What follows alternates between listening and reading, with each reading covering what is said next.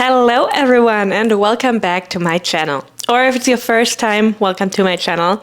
My name is Marlene and I talk about eating disorder recovery and everything related to healing the relationship with your own body, with food and with movement. And today we're going to talk about going all in recovery. What does it mean? What did my all in recovery journey look like?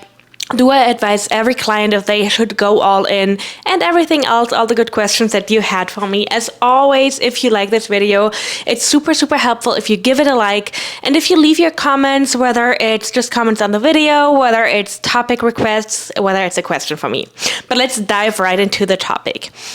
Going all in recovery basically means letting go of all food rules, letting go of movement, of compulsive exercise, but also of the tiny movements, which we're going to touch on a little bit later in this video, and basically allowing your body to rest and to listen to your physical and mental hunger. Oftentimes going all in is brought up in combination with extreme hunger, also known as healing hunger or post-starvation hyperphagia, where the body basically reacts to starvation with sending out a lot of hunger cues, whether it's mentally or physically. And in the recovery space, we really advise people to listen to those hunger cues. It might feel extreme, especially when you're coming from a place of starvation or of eating very little amounts. But this is a very crucial part of recovery, to listen to those hunger cues, not only in order for your body to renourish, but also for your neural rewiring to happen and for your brain to learn that it is not dangerous to eat any amount of food. Now, of course, not every person experiences extreme hunger, and of course, sometimes people even struggle to eat a little bit in the beginning of recovery. But going all in basically still means to allowing yourself to eat everything. Some people tend to hold on to their fear foods for a long amount of time because they still want to hold on to a part of their eating disorder. And while in the moment that might feel good, it is actually not super helpful in recovery, because the main goal of recovery is to let go and to not hold on to the eating disorder. And the sooner you allow yourself to let go, the sooner you will experience real freedom. Another part of going all in, I mentioned it in the beginning, is to actually rest, to normally stop every kind of movement, of exercising, and just do the bare minimum that is really needed.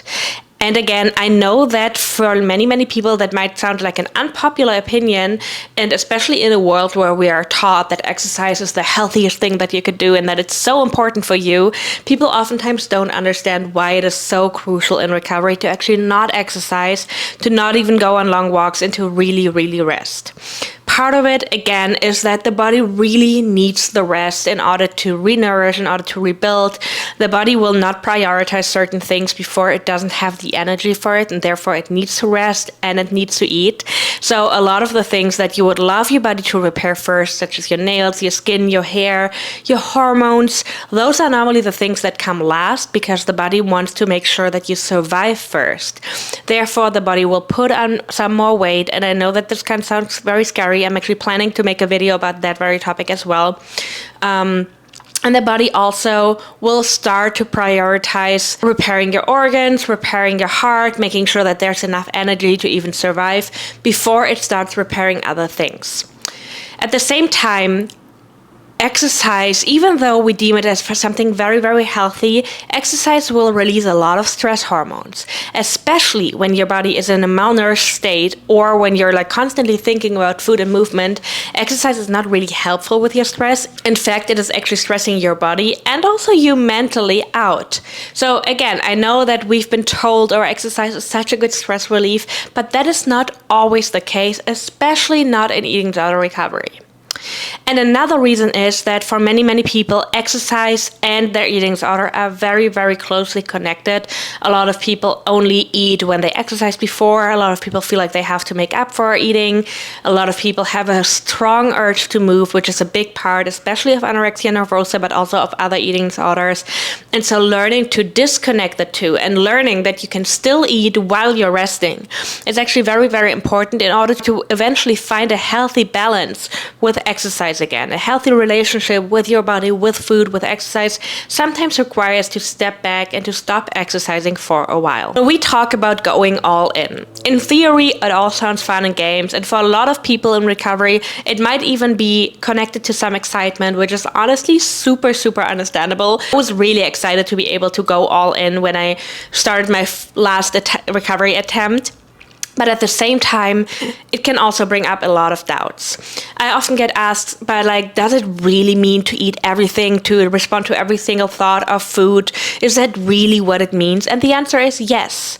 Now, of course, as I always say, I'm not a medical professional, and it is really, really important for me that you always work with a doctor while you're recovering. But for most folks, it is actually medically safe, especially when you're out of the beginning stages where there might be the chance of refeeding syndrome, which is something that is actually more rare than we think of, but I still want you to be checked out by a doctor first to just really, really be safe on that side.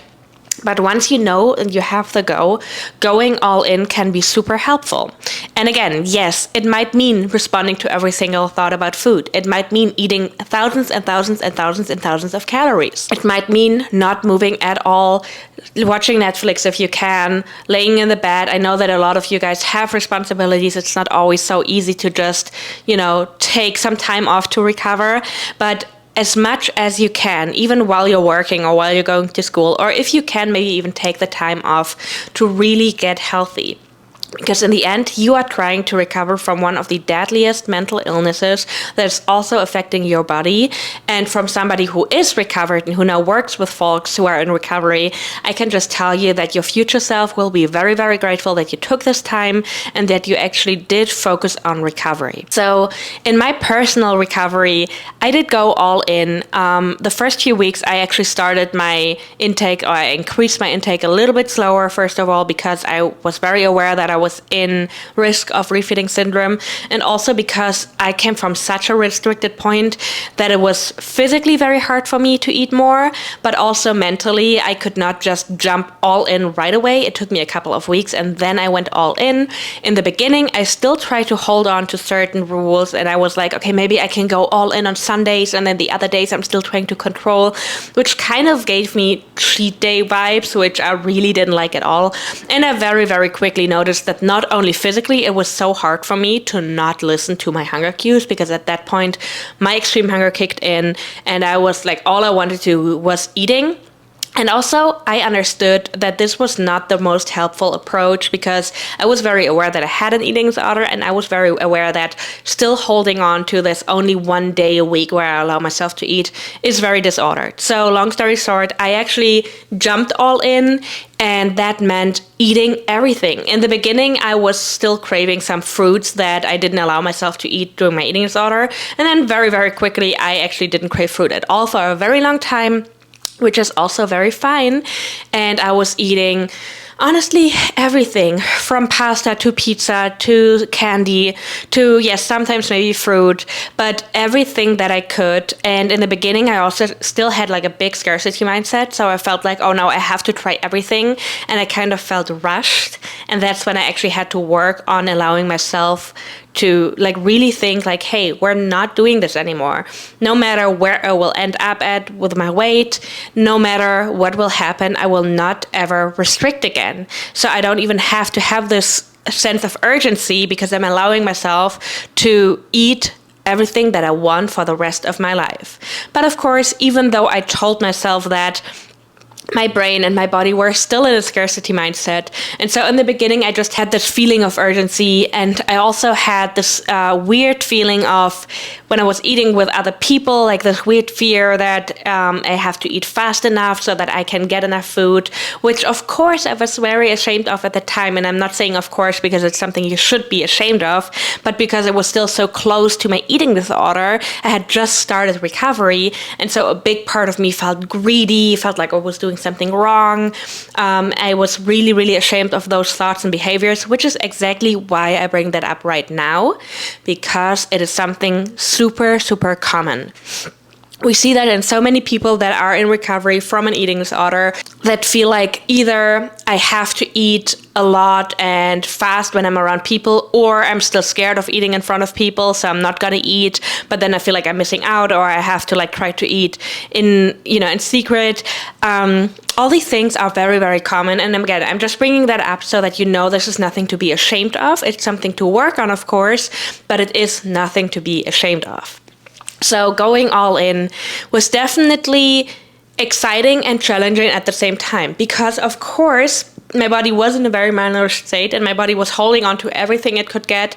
So it was really, really putting on weight very fast. And that was super challenging for me. But at the same time, when I had my very first recovery attempt that didn't last a long time, and that was like over 10 years before the last attempt, I was still kind of trying to gain weight controlled. I was trying to build muscle while I was gaining weight. I was trying to eat the same amount of food every day and to not go over that amount of food. And all of that still kept me in this diet mindset, which eventually led to a relapse.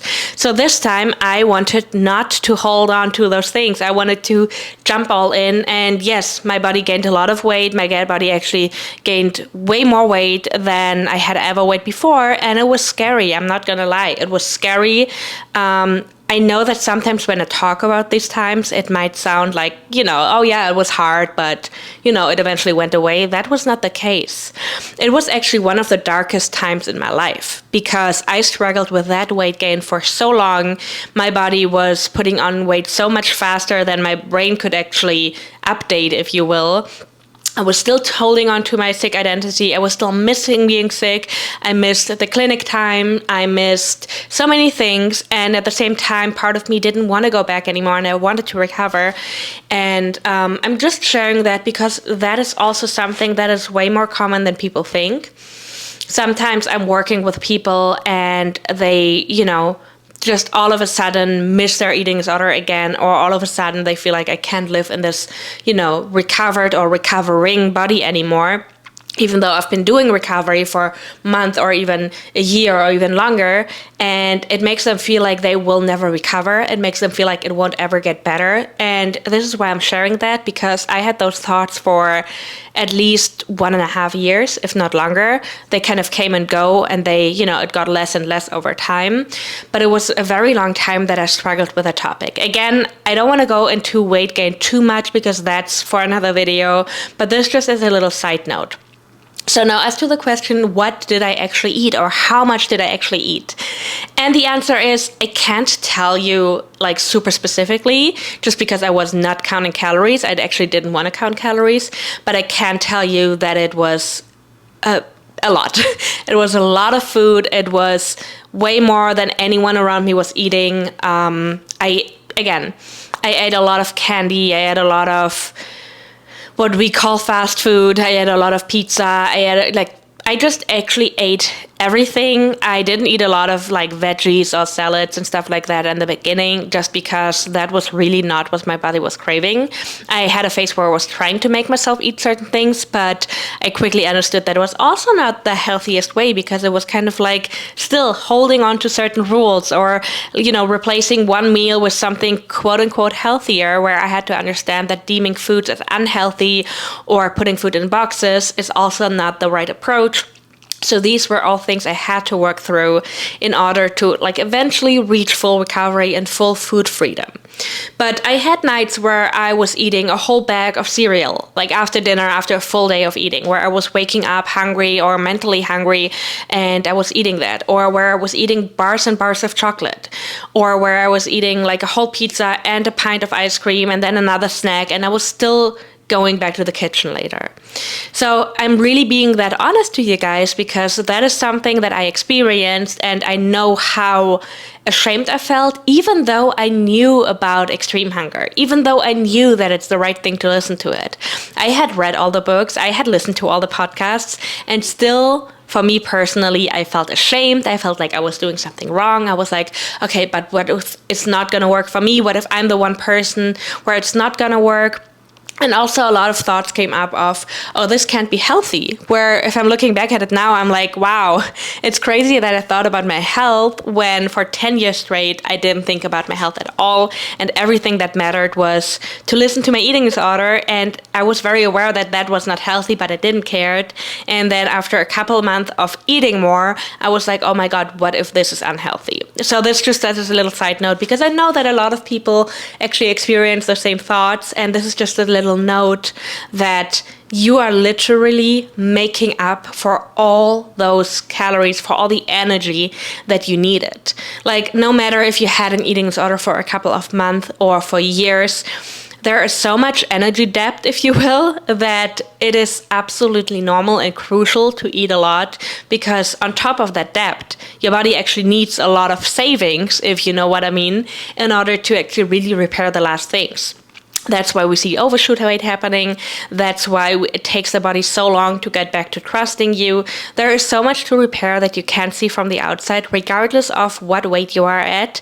And giving your body that time, giving your body that energy, and giving your body the rest that it needs is absolutely crucial. Again, I'm not saying that you can't ever go back to eating salads or veggies. I mean, my daily diet like literally varies every day, and there are days where I'm craving more fruits, more veggies, eating a salad for lunch, and making sure, of course, that I'm getting enough energy in, so I'm going to add things. But I have those cravings again. I'm not saying that you have to eat a certain way for the rest of your life, but I'm saying that we're not going to go back to those food rules and to ignoring our body's hunger cues and our body's cues overall. Same thing with exercise. I'm not saying that you can't ever exercise again, but there is also a time for everything. And a lot of people tend to jump into exercising way too early. They think, oh, now I've been resting for a year and now I should go back to exercising, when sometimes it just needs more time. And also you don't have to go back to the same exercises that you did before. There's like a billion ways of moving your body, whether it's light stretching, yoga, going for a walk here and there. There's like so many ways of doing that are still healthy and that still allow your body to find a balance. So that just as a little reminder at the end. As always, guys, please let me know in the comments if you like this video, where you are at, if you have questions about going all in. I know that it can be scary. I know that sometimes our brains can trick us and telling us that it's so unhealthy. And I also know that it can be really, really hard to go all in if you have a doctor that's dismissive. Unfortunately, there's still a lot of doctors out there who are not really educated in eating disorders or in eating disorder recovery, and therefore they might not understand what you're going through. So I do know that this might be a big topic for a lot of people. I was really, really lucky enough to have a GP, or I had a GP back in Germany who understood those things. And she was actually the only doctor who I felt like I could talk to about that, because everyone else would like deem it as binge eating or a loss of control or emotional eating, which of course, when you're in recovery, is not really helpful to hear. So just that as a reminder as well. Just because your doctor might not understand something does not mean that they're necessarily right. Again, from a medical perspective, please get checked by a doctor. Please make sure that you're safe. But your doctor is not a nutritionist, and I know that a lot of doctors tend to overstep that boundary, overstep that line. So that is where I come in and where I want to tell you, your doctor is not a god, basically. They don't know everything, and it's okay for your doctor to not understand and for you to still choose your approach. I really hope this video helped you guys. If you're currently in this process, please do not give up. I do know those phases and those long, long, long times where it feels endless, where it feels hopeless, and I can still assure you it can get better, and going back will not be helpful. It might feel like a short-term release, but in the end, it's not what we want in recovery. So please hang in there. Please do not give up, and I will see you guys in the next video.